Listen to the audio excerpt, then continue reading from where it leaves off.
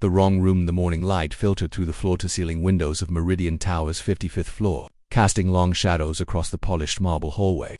Emily Parker stood frozen outside Conference Room B, her tablet clutched against her chest like a shield. Her heart hammered so loudly she was certain everyone in the building could hear it.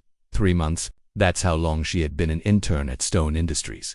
And still, walking these corridors felt like navigating a foreign country where she didn't speak the language. Every surface gleamed with expensive perfection.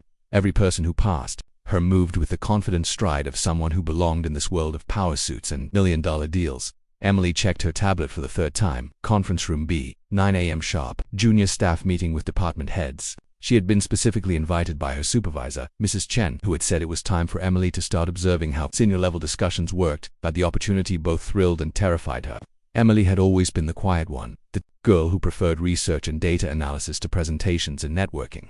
But she knew that to build the career she dreamed of, she would need to step outside her comfort zone.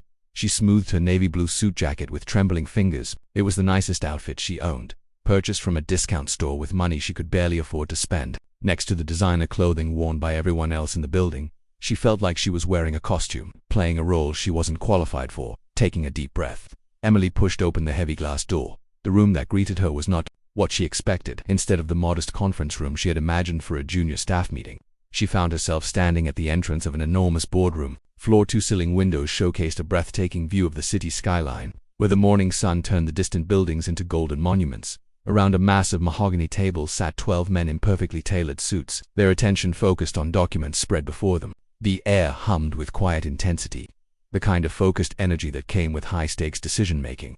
Emily's stomach dropped as she realized her mistake. This was clearly not a junior staff meeting. This was something far more important, far more exclusive, and far above her clearance level. She began to back toward the door, hoping to escape before anyone noticed her intrusion. But the soft click of her heels on the marble floor seemed to echo like gunshots in the hushed atmosphere. "Excuse me." The voice was deep, calm, and came from the head of the table.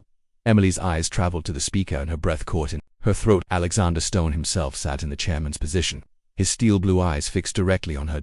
Emily had only seen him from a distance before, a tall figure striding through the lobby, always surrounded by assistants and advisors. Up close, he was even more imposing. His dark hair was perfectly styled, his suit probably cost more than she made in 6 months, and his presence filled the room in a way that made everyone else seem smaller. "I'm so sorry," Emily whispered, her voice barely audible. "I made a mistake. I'll leave immediately." But instead of dismissing her, Alexander studied her face with an intensity that made her feel exposed and vulnerable. The other men in the room had turned to look at her as well, and Emily wanted nothing more than to disappear into the floor. "What's your name?" Alexander asked, his tone neither harsh nor kind, simply curious. "Emily Parker, sir. I'm an intern in market research. I was supposed to be in a different meeting. I'm truly sorry for the interruption." Alexander leaned back in his chair, and Emily noticed that his expression had shifted subtly. There was something in his eyes now that looked almost like interest. "Market research," he repeated thoughtfully. "You're working on the consumer trend analysis project." Emily was surprised he knew about her work. "Yes, sir. The quarterly report on millennial spending patterns and what have you found?" The question caught Emily completely off guard. She glanced around the room at the sea of expectant faces, all waiting for her response. These were senior executives, board members, people who made decisions that affected thousands of employees and millions of dollars. But something in Alexander's expression encouraged her to continue. Despite her nervousness, Emily felt a spark of confidence when talking about her research. It was the one area where she truly felt competent. "Well," she began, her voice growing stronger, "we've discovered that traditional marketing approaches are becoming less effective. This demographic values authenticity and social responsibility more than luxury or status. They're willing to pay premium prices, but only for companies that align with their personal values." The room had grown completely quiet. Emily could feel the weight of everyone's attention, but for the first time it didn't feel entirely uncomfortable. This was her expertise, her passion. They're also driving a significant shift toward sustainable products and transparent business practices. She continued, warming to the subject.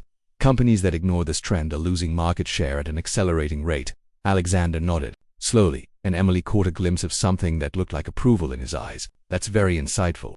What would you recommend as a strategic response?" Emily's mind raced. Was he actually asking for her opinion? In front of the board of directors? She took a breath and decided to trust her instincts. "I think companies need to fundamentally reconsider their brand identity," she said. "It's not enough to add a few eco-friendly products or donate to charity for publicity. The entire corporate culture needs to shift toward genuine social responsibility." Consumers can sense authenticity, and they'll reject anything that feels calculated or false. The silence that followed her words felt different somehow, instead of the uncomfortable quiet of her interruption. This felt like the thoughtful pause of people considering new ideas. Alexander stood up slowly, his eyes never leaving Emily's face. That's exactly the kind of thinking we need more of around. Here he turned to address the room. Gentlemen, I think we should postpone our discussion of the Henderson acquisition. I'd like to spend some time exploring Miss Parker's research in more detail. Emily felt her cheeks flush with a mixture of embarrassment and pride.